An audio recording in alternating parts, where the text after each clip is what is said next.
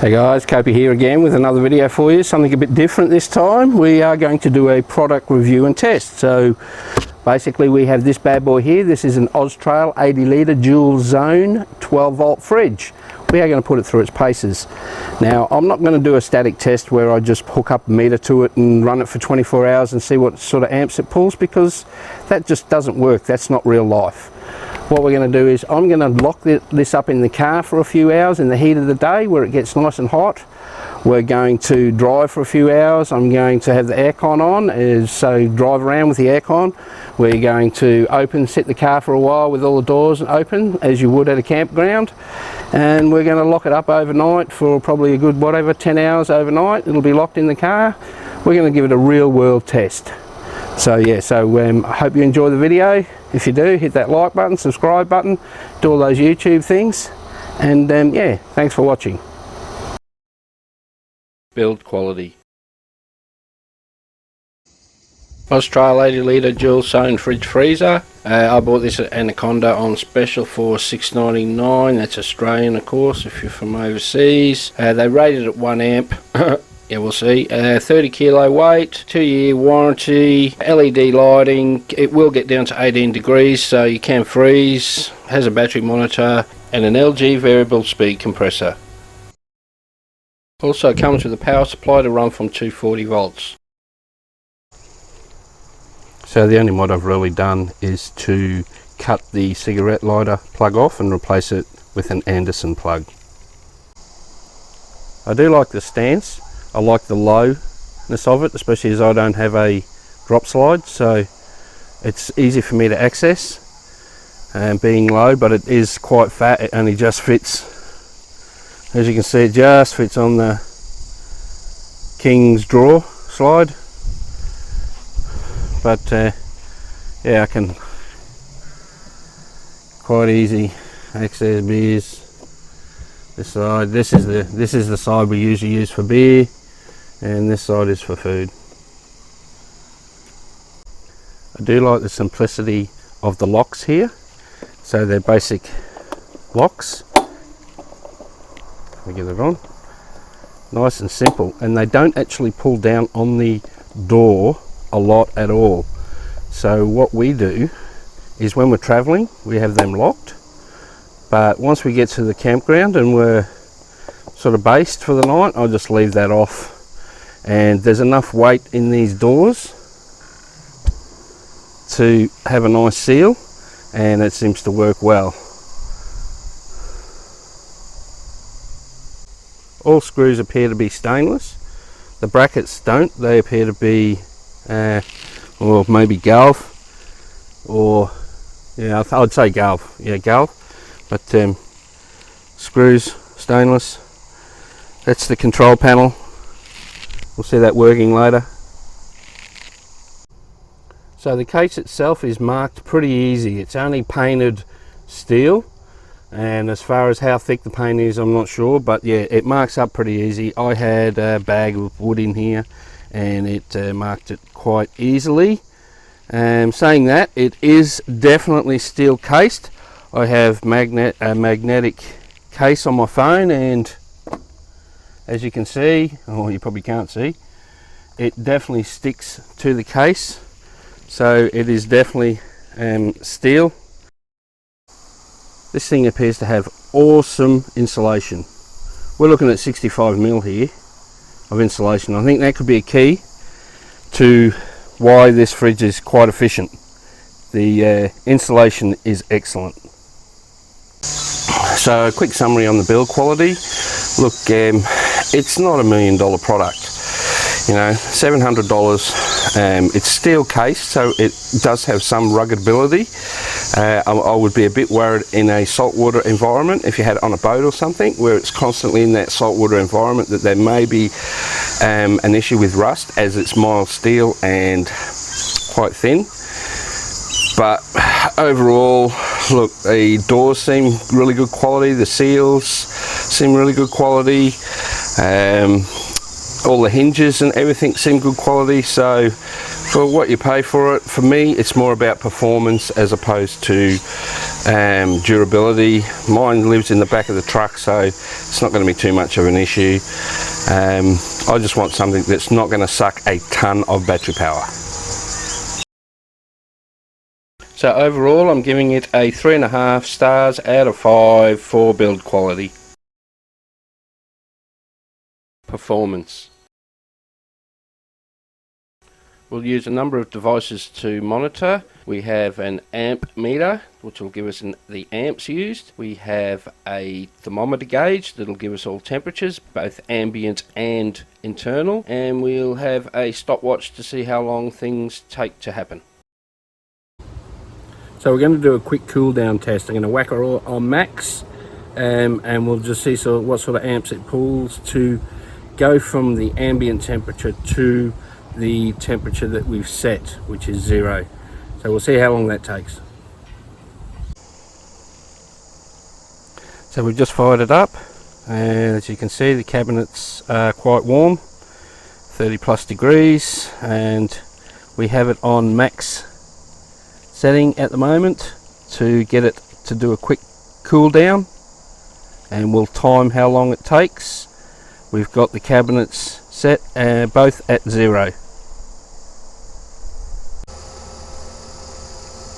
So this is on startup, and we have it on a max setting, and it's pulling between 4 and 4.5 amps.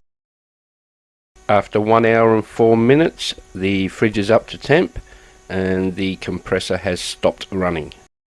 We have one zone at -1 and one zone at 0. So 1 hour from 30 plus degrees to temp. And we'll check on our external gauge and see how we look. So on our external gauge, if we can see that, we have 2.5 cabinet temperature, which I do expect some degree of difference there, but 2.5 is still nice and cold.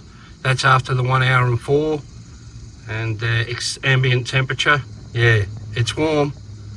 So it took about 5 amps to come down to temp, which is about right.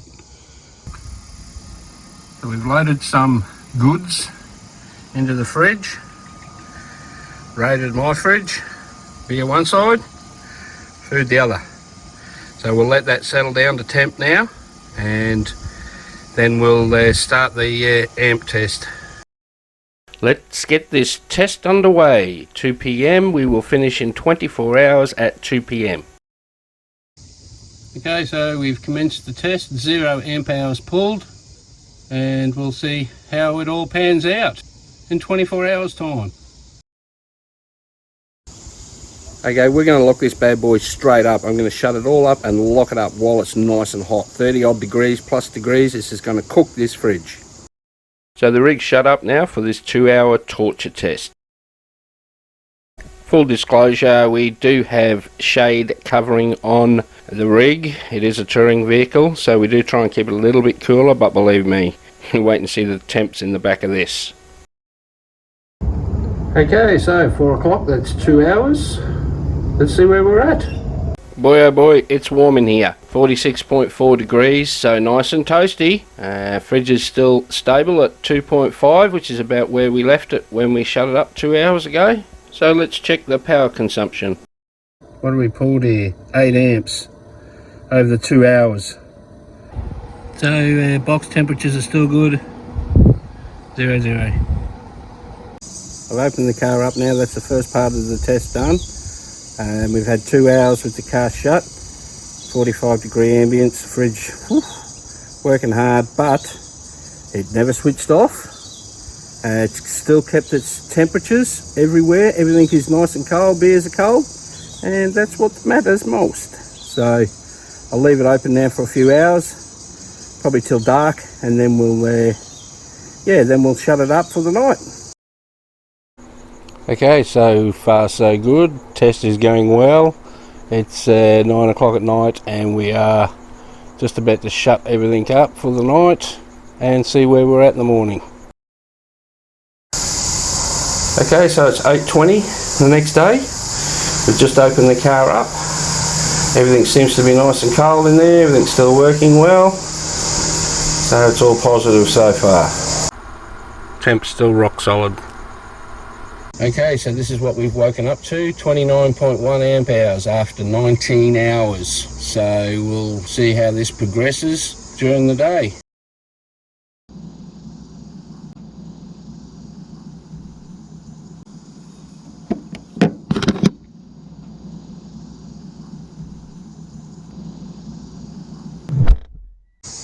I do want to simulate opening the fridge occasionally too, like you would real life. So, you know, open it, pull out a bottle of your favourite red, homemade profiterole, or a nice cold beer.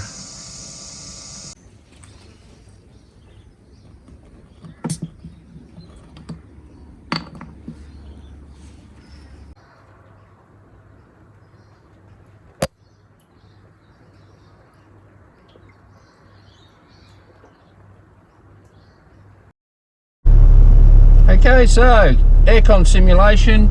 We're in the car, going to drive out for approximately an hour,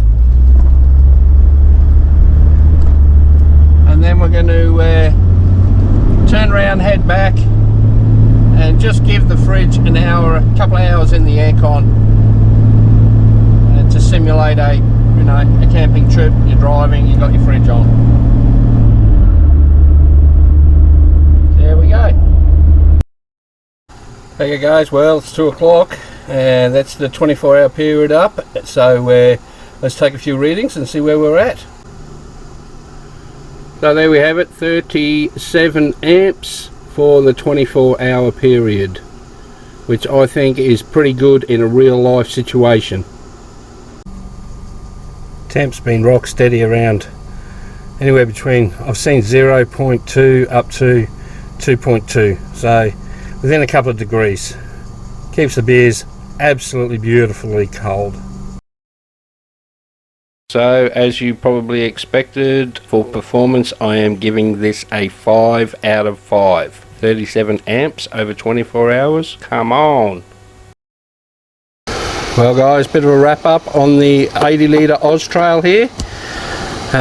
What can I say? 37 amps over the 24-hour period. That's 1.5 amps per hour. You got to say that's pretty good considering the thorough testing I gave it. A couple of hours in 45 degree heat, locked up overnight, sitting here in the sun. It's a 35 degree day today. I think you see on the temperature monitor there, I think it was in the high 30s yesterday or mid 30s yesterday, so these are hot days. Yep, I definitely recommend it. For me, it's all about power consumption. That's a big thing. The thing never missed a beat. Beers were cold the whole time, beautiful and cold. I opened it, I gave it a good workout, and yeah, I'd highly recommend it. So for the $6.99, although I have noticed that Anaconda have put it up $100, it's now $7.99. So they make them on special again, I don't know.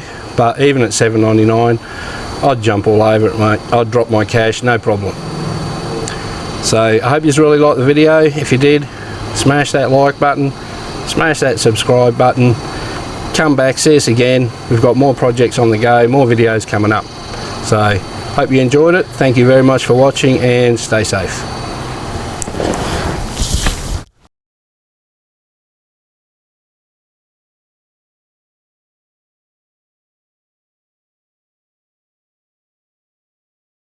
Hey guys, if you liked the video, hit the like button, hit the share button, subscribe, help us get our videos out there.